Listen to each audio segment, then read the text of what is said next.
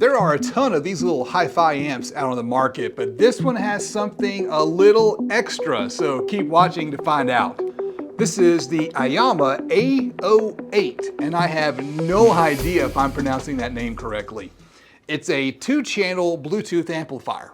This type of amp is perfect for bookshelf speakers, small rooms, or maybe on your desktop next to your computer.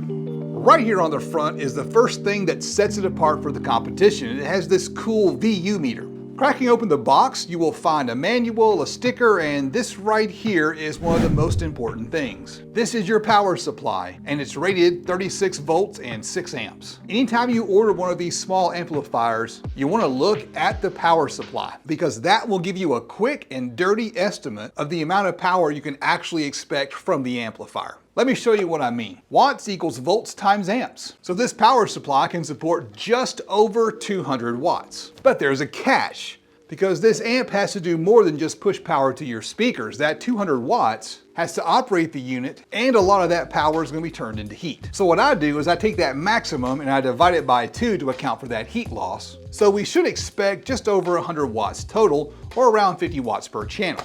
So it's not going to put out anywhere near the 300 watts times 2 that's listed in bold up at the top of the Amazon product description. But if you look down in the description, AIYIMA actually points this out. If you want more power, you can use a bigger power supply. But you're still going to fall short of that number that's up in bold. And where do they get that number anyways? Well, this uses a Texas Instruments chip that's rated for 315 watts multiplied by 2. And that is a heat rating, not a power rating. Later on in the video, we're going to test it and find out exactly how much power it can produce. Keep in mind that this is not a big PA amp or a giant car audio amplifier, so our expectations have to be realistic. Let's do a quick overview of the unit. On the back, we have a connection for DC power, RCA line level inputs, left and right speaker outputs, and a plug for an antenna. That antenna plug is labeled RF, but I think it's supposed to be the Bluetooth antenna. The amp also has a 3.5mm auxiliary output. That aux out is pretty handy. You can connect a powered subwoofer or daisy chain a second amplifier. Turning to the front, you will find a combination power knob and volume knob. You get a nice satisfying click when you turn the unit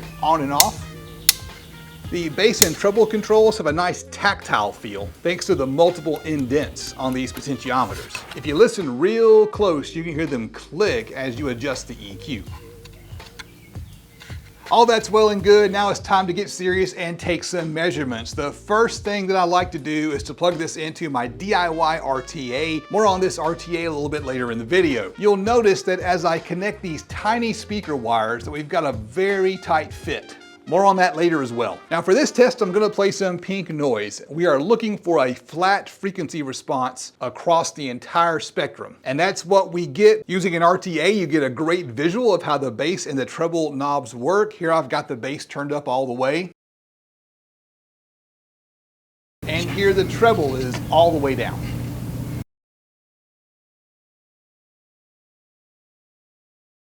So I'm really happy with the frequency output on this thing. I test a lot of little amplifiers like this on my channel, and some of them just don't seem to play the highs or the lows. This right here is what a 1000 Hertz test tone looks like on the RTA. At this point, the VU meter is maxed out, and I'm looking for stray peaks in this region right here. If those stray peaks are audible, then we have distortion.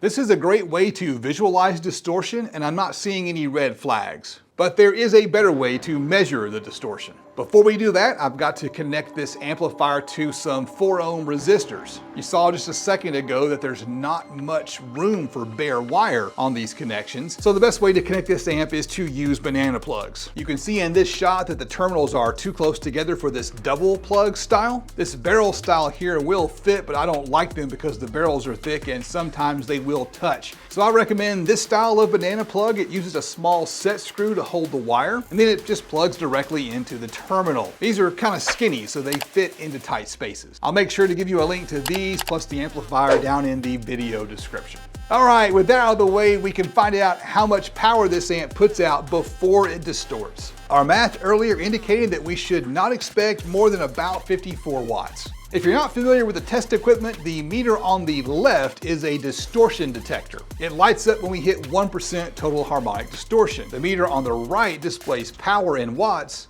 The clipping light turns on when the amp clips. Let's turn it up and see what happens. The first thing I noticed was the VU meter hits red at about 1 watt and it's maxed out by the time we hit 10 watts. Cranking the volume all the way up, we get 44 watts with no distortion and no clipping. So we fell short of the power we were expecting. So why didn't I hit 54 watts? It's not the fault of the amp, it's the fault of the phone that I'm using for this test. This phone doesn't have enough output voltage to drive the amp all the way up to clipping. Now on the upside, we were able to crank this thing all the way up and it still pumped out clean, undistorted sound. Let's hook up an oscilloscope and take a peek at the waveform. Again, I'm playing a 1000 hertz test tone, and it's not uncommon for these little compact amplifiers to show no distortion, but have a dirty waveform. This one's nice and clean. Before we give it a listen, let me show you the guts. I pulled out the screws off camera. With those out of the way, all you need to do is pop off the back plate and disconnect the speaker terminal. Then you can slide the amp board out from the front.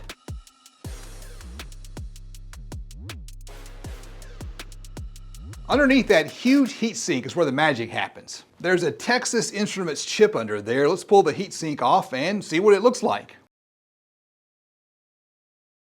It's tiny.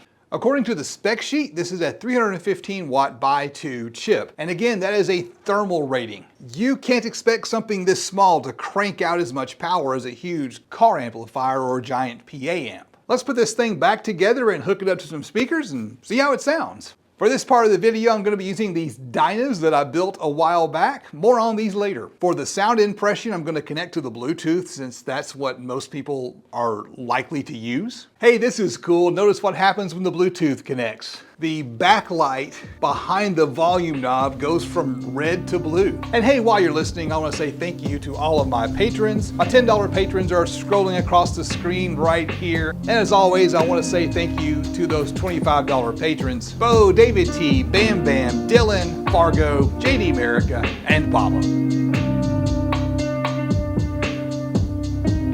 You can join these guys on Patreon and get behind the scenes content for as little as $3 a month. Just click the link down in the video description. Let's zoom in on the VU meter and watch it bounce while we enjoy the music. There are a ton of small hi-fi amplifiers on the market, and to be perfectly honest, these amps are hit or miss. They all tend to base their power ratings on the thermal rating of the chip instead of an actual real power rating. So none of them are going to give you accurate power ratings, so I'm not going to knock this amp for doing what every other amp does. A lot of these amps are going to ship with an undersized power supply, so they never reach their full potential. Now this one, it's a hit. It ships with a decent sized power supply. It has a clean, full frequency output. The dials on the front have a great tactile feel, and that VU meter gives it a little extra panache. I think it pairs really well with these dynos right here. Click on this video right here to learn more about the dynos. Click right down here to learn how to build your own RTA. I'm Justin, this is the DIY Audio Guy YouTube channel, and I will see you on the next adventure.